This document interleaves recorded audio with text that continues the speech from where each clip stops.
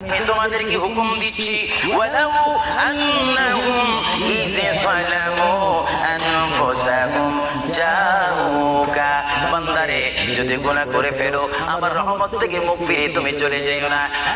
বান্দা, আকাশ পরিমাণ যদি গুনাহ করো, পাতাল পরিমাণ যদি গুনাহ করো, সাগরের পানি পরিমাণ যদি গুনাহ করো, পাহাড় তুলনায় যদি তুমি গুনাহ করো, আমার দরবার থেকে তুমি নিরাশ হইও না। বান্দা, আমি তোমাকে একটি রাস্তা পাঠিয়ে দিচ্ছি, একটি পথ তোমাকে আমি দেখাই দিচ্ছি। সেই পথটি কোন পথ তোমরা জানো?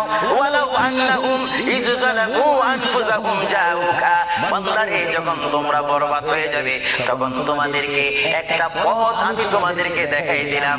সেই পথটির নাম হচ্ছে আমার রাসূলের মদিনা। জুড়ে বলেন সুবহানাল্লাহ।